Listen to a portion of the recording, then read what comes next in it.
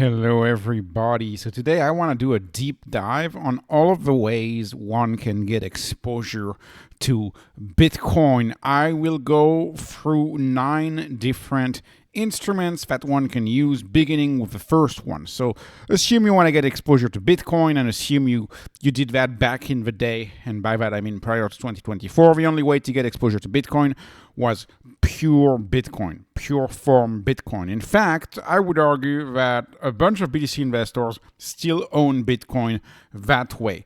What does that entail? Well, usually in the highly recommended ways by all the books out there, no financial advice of course, but usually, ideally, it would be a cold wallet, something like a USB stick with a cold wallet loaded on it, like a ledger. Touches the internet only once at creation. Then you buy the Bitcoin on exchange, you move the Bitcoin there, and then you just don't touch the USB stick anymore ever again. And you have 24 words memorized. You engrave them on a piece of metal, bury them in the backyard. I argue this is still a leading, if not the leading way that people own Bitcoin these days. A version that is a little less sophisticated than that is a hot wallet, where you just own it on an exchange like Coinbase or Kraken. This of course has impersonation risk, a lot of social hacking, social impersonation. There's a lot of scams, so you can be a victim of a lot of scams with that. And there's also another way to own pure form Bitcoin is through a traditional broker. So this is for less techie folks, less IT-oriented folks, even though this is not very technical at all. This is very easy to do. But the idea is that you just own Bitcoin in a traditional broker that offers Bitcoin. And a best example of that, of course, is Robinhood. Robinhood offers Bitcoin. SoFi used to back in the day. There's a handful of them that offer Bitcoin. M1 is one of those brokers that offer Bitcoin. Many folks are still taking advantage of that and owning Bitcoin that way. Of course, all of these different ways to own Bitcoin don't carry any holding fees, right? It's not like an ETF. You're not getting charged 0.2% every year. By the way, a lot of brokerages do these ads right now. If you have Bitcoin, say, stored on a USB stick or a hardware wallet or even an exchange like Coinbase, you have Robinhood doing this promo, and I mean this is so compelling, like 2%. So if you transfer a full Bitcoin, that's what $2,200 that they would give you just for transferring your full Bitcoin under the custody of Robinhood, away from your own custody, away from your string of 24 words in the backyard. A lot of people are concerned about just owning Bitcoin by memorizing words. They're like, oh, what if I become senile one day? What if I become old one day, etc., etc., etc. Of course, the problem whenever you transfer it to a platform, you always have to be cognizant and mindful of what happened to FTX, what happened to Celsius, what happened to BlockFi. I'm not saying this could happen to a big reputable broker. I think it's unlikely, but how many people foresaw FTX, right? How many people did foresee that? And so that's why you have a lot of hardcore original Bitcoiners who only swear by still owning their Bitcoin in pure form. This is the only Bitcoin that can never ever be taken, right? This is the original vision of Bitcoin. This is Bitcoin protected by thermodynamics, where the code can't be tracked. Even all the power of nations cannot crack that code. If you don't want to give the keys away, nobody can take it from you. That's not the case if you own Bitcoin on a Coinbase exchange, or if you own Bitcoin on an exchange like Robinhood. Anything could happen, and I mean, theoretically something could happen, and the government is like, okay, well, now I'm gonna take custody of the Bitcoin, and that's a fear that a lot of people have. They often talk about the Gold Act in the 1930s, where gold was confiscated. So pure form is still the ideological, the philosophical way to own Bitcoin, and it is now a time-honored tradition to own it like this. And I like that form very much, but there's lots of problems with that form. You can't really get leverage. You can't get any leverage right now, even if you transfer it to a Coinbase or a Robinhood. You can't do that. There's still no interest, no nothing. That's fine. No interest is fine. That's you're gonna have a hard time having on Bitcoin.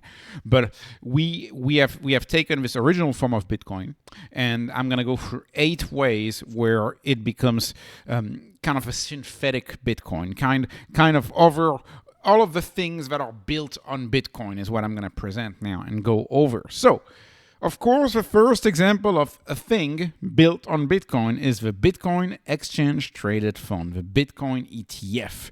They were launched in early 2024 with much fanfare.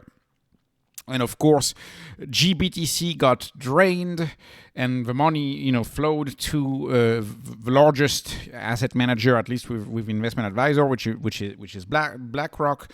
So IBIT now is the biggest Bitcoin ETF. They have something like 75 billion under custody at IBIT.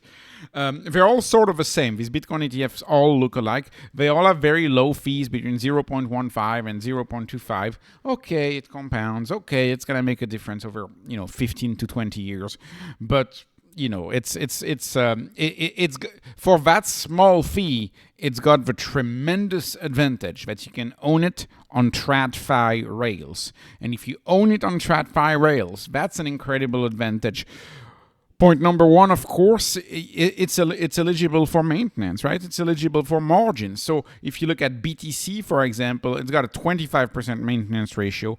IBIT has a 30% maintenance ratio. Some of these are a 50% maintenance ratio.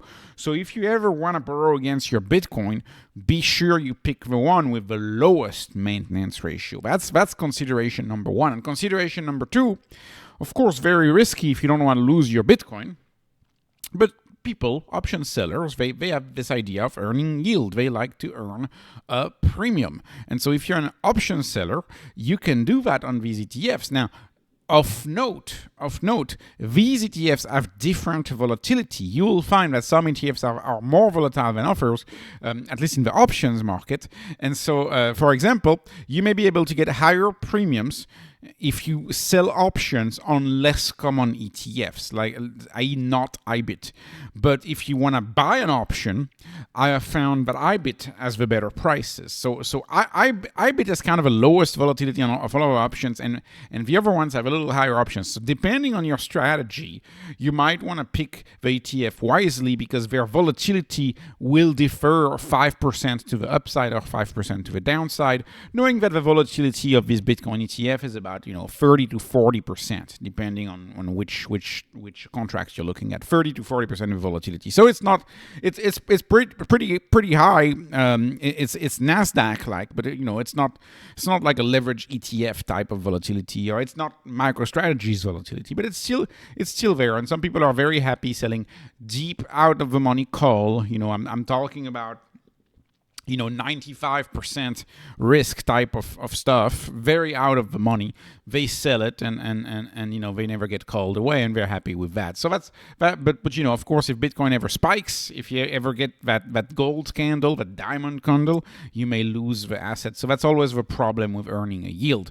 Okay, moving on to a third form of owning Bitcoin, and of course, it is the pure play Bitcoin Treasury Companies. This has been a focus of the channel for over 2 years now. My MicroStrategy video is probably almost 3 years old at this point. And of course, MicroStrategy, at the time when I was covering MicroStrategy, when many of us were, we didn't think this would be called a Bitcoin Treasury Company. Now that's become a thing. But back then, that was just a company owning Bitcoin on the balance sheet. That was just a nice way to own a little bit of Bitcoin via an operating company, to have a little bit of a downside protection. So what is a Bitcoin Treasury Company? A Bitcoin Treasury Company now, as they are defined today, now, right? When MicroStrategy got started, it was a software company with a little bit of Bitcoin on balance sheet. Now, the software company doesn't matter at all. It's so small. It's like 500 million out of a $110 billion company. So now it's just a pure play BTC Treasury Company. And of course, that BTC Treasury Company, their purpose is to acquire Bitcoin on your behalf. One advantage when they acquire Bitcoin on your behalf, of course, is that there's no fees, right? You don't have the ETF fees. That's a small advantage. The bigger advantage is their ability to generate yield. They generate yield by the common ATM, via issuing an at-the-money offering. They sell $1 for in the case of MicroStrategy right now, the stock's way down as I record this, $1.67. So you sell $1 for $1.67. So imagine you're on the side of the street in your neighborhood, you're selling dollar bills for $1.67. If you're selling dollar bills for $1.67, would you not sell as many bills as you possibly could? And the answer to that is yes. And that's what MicroStrategy has been doing. And that's how he's been able to generate a permanent capital Bitcoin bag, how that yield is permanent. And by the way, this is still the most misunderstood story, especially by finance media who tell you how leveraged MicroStrategy is. Again, MicroStrategy is a $110 billion company. They only have total debt with a preferred. But by the way, the preferred are infinity, right? They're to infinity. They're non-redeemable preferred. So this is not to be paid back, these preferred, okay? But even assuming that, you're looking at 8 or 11 billion, depending on which number you take. And the company is 110 billion as I speak, 110 billion market cap. So you have between 8% and 10%. So to compare this to the average household, that's year 28 of your 30-year mortgage. That's a family that's year 28 in their 30-year mortgage. Yet they will have you believe that this company is so over leveraged and there's going to be a margin call. If you actually look how low Bitcoin needs to get for any problem to happen, it's ridiculously low. It's in the low 5 digits, like something like 10,000, maybe even lower than that now, because that number goes down as they acquire more and more permanent capital via the ATM, and that's a big deal. Watch this video if you haven't watched it. I made a 5-minute video walking people through the math of the ATM, how it works. Of course, MicroStrategy is now the old company in town. They're able to double their Bitcoin. Right now, if you look between 25 and 30 months, folks believe they will have doubled their Bitcoins between 25 and 30 months. That differs from a company like MetaPlanet, which could double its Bitcoin bag within, 6 months, maybe 5 to 6 months. As you look at MetaPlanet, 4.6 is the MNAV. So MetaPlanet sells $1 for $4.65, right? You're on the side of the road, you have dollars for sale, and you write a tag, 465, and that's what you sell it for, and you have a lot of demand. That's what MetaPlanet is doing. Now, MicroStrategy has moved on to a new strategy now, which is they are, I'm going to get to that in a second, but they are moving into debt, and they're issuing debt now to acquire the Bitcoin, which is a different strategy. They're issuing debt, which is long-term debt, which is perpetual debt, a perpetual preferred stock that doesn't have to be repaid, and people, of course, buy it for a yield. They don't buy it for a repayment. By the way, if you look in other countries, whether it's France, for example, or Japan, they use moving strike warrants. They do this with partner banks. It is their form of their ATM. The only difference in a moving strike warrant is that you can only issue on an up day. You can only issue new shares when the stock is up. That's a minor difference. Okay, moving on to another way to get exposure to Bitcoin. And this is perhaps the oldest public way to get exposure to Bitcoin, and it's Bitcoin miners. So Bitcoin miners, they mine Bitcoin for less than the market price. The game is kind of the same as Bitcoin Treasury Companies. You dilute oftentimes, and they get a lot of flack for that because people don't understand. But what do Bitcoin miners do? They dilute to pay the electric bill, essentially. You dilute to pay the operations, to pay the electric bill, and when you pay that electric bill, it allows you to mine the Bitcoin and hopefully hodl that Bitcoin. At least that's what I like my miners to do. For example, IRENs, so Iris Energy, formerly called, but IREN now, their all-in cash cost to mine a Bitcoin is $41,000. So while MicroStrategy has to go buy a Bitcoin on the open market for 105, IREN mines it for 41. Now, unfortunately for IREN, and that's just my own opinion, I would much rather see them dilute and hodl. They decide to sell the Bitcoin, and so they pay taxes on that, etc. At least on the gains, but they pay taxes on the operations. It's a complicated matter. The point is, the miners are tough to analyze, and this is why they've been in this valley of despair for a while. But I think the market is waking up thanks to the AI HPC opportunity. Why are the miners so tough to analyze? First of all, the mining equipment. In about 7 years, it goes to zero. but in the short term, it can increase in value. If you have a stark movement in the price of Bitcoin, the Bitcoin mining equipment may go up in value. If you have a sharp drop in difficulty, the Bitcoin mining equipment may go up in value. But over 7 years, roughly, what you can be certain of, I mean, not certain, never certain on anything, but roughly certain is that it will be close to worthless. Minus the transformers. The transformers retain their value, but not the mining chips, not the mining boards in those Antminer mining equipments. Lots of people don't understand miners. They think they lose a lot of money. That's because they depreciate the machines over 36 months. But we know that the useful life, of course, is 7 years. You depreciate it over 36 months. So the tax code is being very kind to you. But it also comes with investors who don't want to dig deeper and don't realize that the miners are not thrown away after 36 months. They keep running. It's tough to analyze a Bitcoin miner when you use TradFi metrics. You have to dig deeper. I prefer when my miners hodl, but I admit that the AI HPC envy is compelling for them, and that's why a lot of miners have run recently, because of this AI HPC dream. Why is AI HPC giving Bitcoin miner the respect which they deserve, frankly, which they haven't gotten by mining Bitcoin? Well, is because a lot of the market is seeing that these miners acquired sites with access to very cheap electricity when the prices were rock bottom. They acquired these sites before AI got big. So now these sites that they acquire, they would go for so much more money than what they bought them for in 2020 and 2021. Remember, in 2020, we had too much energy. Oil went negative. And these Bitcoin miners were like, okay, I'm going to buy these sites. I'm going to use this energy. And they essentially, for some, they bought these power access, former aluminum factories, former steel factories, former lumberjack mills, lumber mills, whatever. They acquired these industrial sites in states of disrepair for very, very cheap. And now those prices have 20x'd. So that's why those miners are trying to say, hey, we want to be into the AI data center now. And look, we have all of this power. And the market is slowly realizing that the miners actually hold very valuable power access. My favorite Bitcoin miners, not in order of preference, just randomly. So Mara is a favorite of mine because to me, it's just like an ETF, but it's better than an ETF. I mean, it trades roughly at a price to Bitcoin at an MNAV of 1 or sometimes 0.99, and then you get all of the land, you get all of the power access that they have. You get older miners, they have old miners, but you get all of that for free plus the Bitcoin. So I look at Mara as better than an ETF in my opinion at this point, because the market is just so negative on Mara, and you find that Mara really has a hard time trading below the price of Bitcoin. CleanSpark I like a lot. They have newer miners. They hodl. They decided to sell just a little bit of their production to a lower dilution recently. I wasn't too fond of that move, but I understand why they do it, because they want to get some respect from the market. And it's unfortunate that many of these miners haven't been getting the respect they deserve.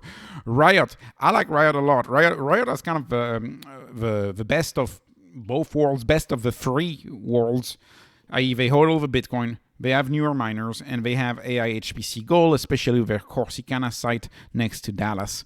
And IREN has two things that I love. They have newer miners, very efficient mining fleet. They have access to great electricity. Unfortunately for me, IREN doesn't hodl the Bitcoin. They are going all in on the AI opportunity. So IREN is a 2 out of 3. RIOT is a 3 out of 3.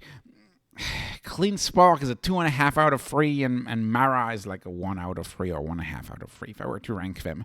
So RIOT wins for me. IREN is a close second. But it's very, very tough to analyze, and it depends on the type of investor you are. If you're an investor who cares mostly about the AI opportunity and you could not care less about them holding the Bitcoin, then it's you might prefer IREN in that situation. Okay, moving on to derivatives. So let's talk really briefly about derivatives. So we talked about Bitcoin miners, we talked about mining treasury companies, Bitcoin treasury companies. So there's one form of derivative, and one of them is pretty old, it's existed for a while. It's the miners, it's the mining ETF. So you can buy a dedicated mining ETF who will do the rebalancing for you and just own the entire basket for you. A famous one is well, they want us to pronounce it WGMI, so I'm going to call it WGMI. We're all going to make it. It's just like what they want us to pronounce it. There's a few of them. There's MNRS. There's a few of them. This is one of the bigger one, if not the biggest ones. And so they just own the miners, and you don't have to worry about it. If that's your type of thing, and you just want to get exposure to Bitcoin miners, you want to get exposure to Bitcoin via Bitcoin miners with AI optionality. Or there's another derivatives of derivatives. So a derivative of companies that own Bitcoin, where you hold the whole sector, and that will be something like OWNB. I've made a dedicated video on OWNB before. OWNB has MicroStrategy, MetaPlanet, so the two biggest Bitcoin Treasury companies, and Mara and RIOT. Of course, I've just discussed these two right here, Mara and RIOT. So these are in my view very compelling. Bitcoin miners. One is compelling for their stack. Mara is the third. No, it's not the third. It's the second. It's the second holder of Bitcoin of any entity right now. RIOT is really up there. RIOT actually owns more Bitcoin than MetaPlanet, from what I remember, or something like that. Anyways, they own all of these top four own a lot of Bitcoin. And then you have other miners like CleanSpark, Cypher is another big one. Hate is another big one. They have Semler Scientific, which is another Bitcoin Treasury company, formerly a healthcare company. So you can either buy the whole sector that owns Bitcoin, or you can buy the miners that own Bitcoin. And so this, if companies that own Bitcoin are a derivative, this is another derivative on top of a derivative. So you can see you have an ETF on top of the companies built on the Bitcoin system. So we're already 2 layers in. Okay, let's keep going. Now we're 1/3 layer in, and this time is where you add leverage. And the reason why I say that is because oftentimes these instruments just own treasury bonds as collateral to replicate the positions synthetically. That's often what they do.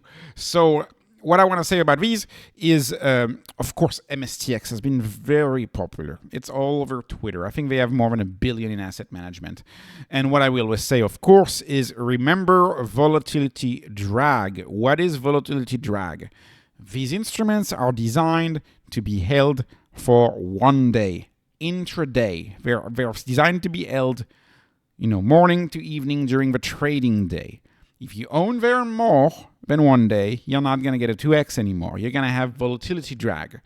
Let's observe how volatility drag works. You can see that these ETFs over a 1 month period, you're still in the clear. For example, MicroStrategy MSTR compared to MSTX over that what is it? It's a little 2.5 month, roughly a 2.5 month to 3 month period here.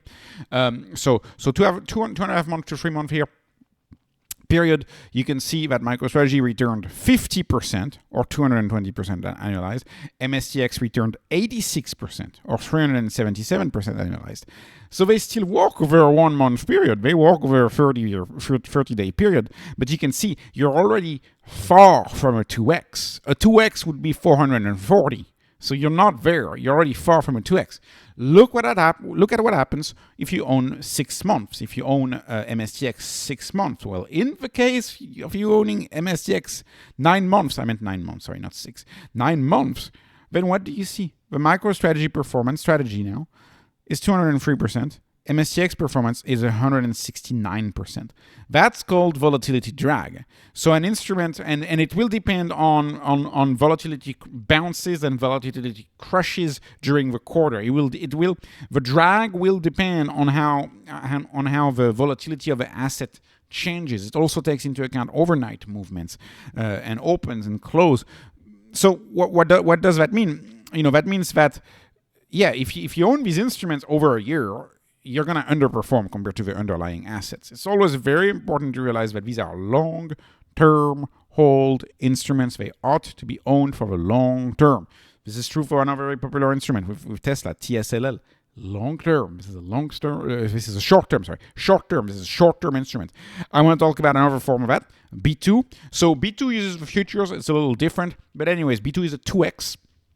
So let's do BITU 2x Bitcoin, IBIT 1x Bitcoin. So you can see over 1 month, It's not quite a 2x, otherwise it'd be 80%, but it still works. You're at 69% versus 40%. It still works. We can see, for example, over 15 months. I use that because that's the moment that that BITU got started. So using 15 months, if I look at 15 months, then what do you see? You see BITU returned 39%. Just owning the ETF returned 48%. I think this is always important to keep in mind, and a lot of people end up owning this. They think they were going to own it for just a month, for just 2 weeks, and then the market didn't go their way, and then they end up sitting on it for way too long, forgetting that these instruments are not meant to be held for the long run. Not at all. All right, moving on to the yield. How to generate a yield on Bitcoin, the quote-unquote proper way. And so there's many ways to the proper way, at least right now, and that's just my opinion. This is no financial advice, but this is what I think is the most proper way to generate an actual yield on Bitcoin, and that would be the preferred perpetual income, not ETFs, they're shares, they're preferred shares. So they're not common shares, they're preferred shares of MSTR. Let's talk briefly about these. So Strike was issued at 8%, and it had a 10-for-1 after $1,000. You can convert 10-for-1 to one strategy share, so it has an embedded call option. Strife and Stride don't have any embedded call option. One of them was just a straight 10% yield and 10% yield. The difference is that for Strife, if MicroStrategy can't pay, they have to pay you double on the next day. That the yield has to come next month, right? On the next month, they have to pay you double the next quarterly election of a dividend. While Stride, they can skip a dividend and they don't have to pay it. So this is the riskiest. This is slightly less risky. This is a little less risky, even less risky. And they're actually slightly different in the capital structure too. But the riskiest is definitely Stride. What do you notice about these? Of course, people have loved their yields, and you can see the yield really, these instruments have actually increased in value. So the yields have been going down. Why have the yields been going down? Because the instruments have been going up. That's because the market is realizing that these instruments are based on a lot of permanent capital. MicroStrategy has a lot of permanent capital. This is what Michael Saylor calls BTC rating, which is how many Bitcoin do you have on the balance sheet to potentially pay off the preferreds. And for some of them, it's 6 or 7. For others, like the converts, I'll get that in a second, it's like 50 or 60 times the amount of money on the balance sheet to pay them off. And so the point of Saylor is that these really should be investment grade. They're not investment grade. The market is catching up to that. The hope, of course, is that in a few years there will be BTC bond rating agencies who will rate these, and of course, the higher the quality, the more they go up in value. So in other words, the preferreds can go up in value as they are seen more and more credit worthy, and they still pay you a dividend, a proper dividend, as I will call it. Moving on to MSTY now, and IMST, but mostly MSTY. I haven't covered IMST, so I'm just going to forget a second about IMST. And frankly, MSTY or IMST depends on which management of these ETFs do you trust more. So these have been very popular on social media. Here's what I think, and I made a full video about what I think. And of course, there's an MSTY community, very strong MSTY community. So I don't mean to say that I know better. I'm just saying that it's not for me. That's all I'm saying is MSTY and IMST, they generate yield via the options engine. They have an options engine.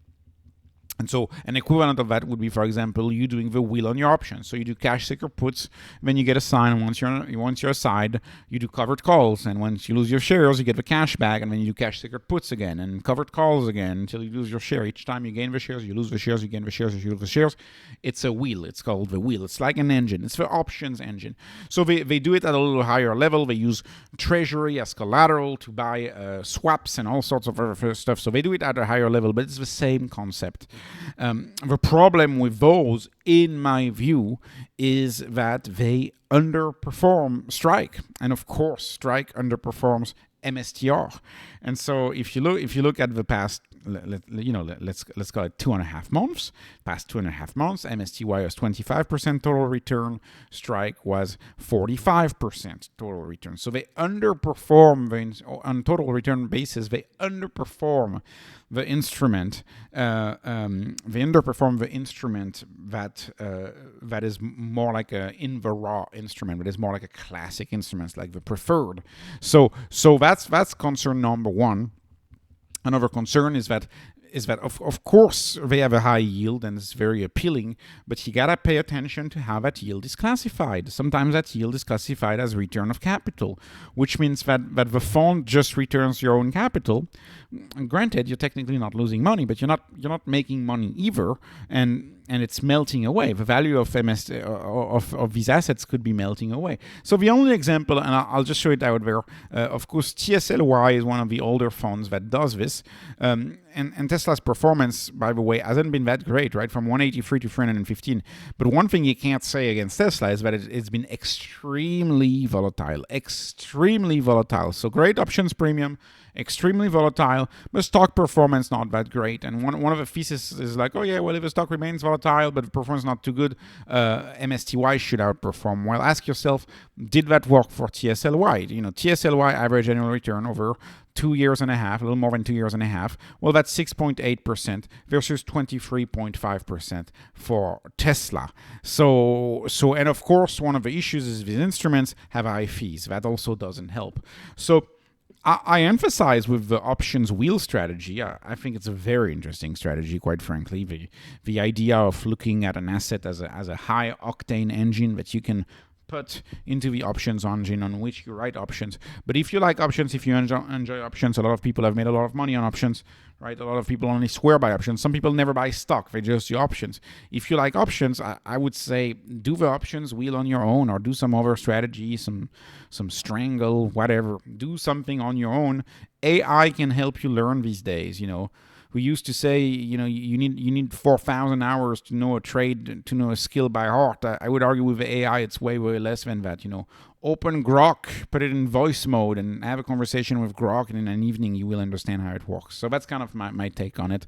I much prefer do-it-yourselfers and do the options on your own and learn on your own, because over the long run, it's not as good. But anyways, no financial advice, just my opinion here. And the last but not least way to get exposure to Bitcoin via a derivative of MicroStrategy and another derivative built, a convert, and another derivative built on top of the converts, and that's BMAX. So BMAX is built on the strategy converts, which is built on strategy, which is built on Bitcoin. So we are like, what is it, 4 layers in? Four layers. So anyways, so let's talk about BMAX. I still like BMAX. I used to love BMAX. Now I like BMAX. BMAX is the only way for us regular investors to access. And I'm sure if you're an accredited investor and you can do the thing with your CPA and try to qualify and then call up somebody, I don't even know how you would get them in direct. There's not really too much of a point in getting them in direct. Well, it's a great instrument. That's the point. But the point I'm saying is I don't think he'll do it again. I think he's done. So the converts, they're an offering which I think is too good and won't be offered anymore. Why do I think it's too good? Because you give up a fixed percentage after which the conversion premium applies. So for example, if you look at the converts 2031 or 2032, they will convert at 332 and 203. So they're already in the money. So if you own this, you left $50 of gain on the table. For example, if you bought this at the reference price when they were issued, you would have left $50 of gain. And then all of the upside is for you. That's how these work. So the conversion premium is the only part of the gain that you don't get. And anything above that you collect. So the way to look at this, it's an instrument with a clear downside protection. If the stock price is below the conversion price, you're getting the money back. So you have clear downside protection, and then you have most of the upside minus a conversion premium of 30, 50, 40%. And of course, for a regular company, that's a hefty premium. But for a company like Strategy, and for a company that has performed as well as Strategy, I mean, sure enough, that doesn't look like a lot. Like if a stock does 500% and you only give up 30% to get full downside protection, well, that's too good of a deal. And that's my view as to why it won't be offered anymore. The reason why I like BMAX and I don't love BMAX anymore is because I don't like the converts that they've added. There's two, and I'm fine. I'm fine with Mara. And they have RIOT converts too. I'm fine with those. But I'm not fine with the GameStop converts, and I'm not fine with Media and Technology Group Corp converts. I'm not fine with those. Because I don't think these are all in on Bitcoin. I don't think either of these companies are all in on Bitcoin. GameStop has been reluctant to buy a bunch of Bitcoin, and I don't follow that company right there. I don't really follow it. But it seems to me like they haven't been aggressive buyers of Bitcoin, and so it seems to me like these converts a share of them may go to actually regular business purposes. And of course, all of these always say that. But as far as actions of the CEO, it's I don't like it. I don't like as much that they've diluted an instrument who used to be 77% MicroStrategy and 33% miner, 77. You get it. Anyways, 23%, 23% miners. 77% MicroStrategy. That asset used to be 77% MicroStrategy. It's not. It got diluted. So now you're only getting something like 68 or 69% MicroStrategy in there. So that's why I don't like it as much. I wish they hadn't bought those. I don't know why they bought those. I really don't. So that's too bad. But I like it still. I like it still. GameStop may be turning around though. I'm not giving up on GameStop. They may be going all in. But as far as media and tech company, I don't know how much Bitcoin they're actually gonna buy. So that's kind of my concern here. So anyways, I hope this helps you understand all of the layers and all of the ways that you can get exposure to Bitcoin. Hopefully you find this video helpful. This was not investment advice, not financial advice. This is only entertainment. I hope you were entertained. Please like, please subscribe, follow me on Patreon, follow me on X. Thank you for watching, and have a wonderful, wonderful day.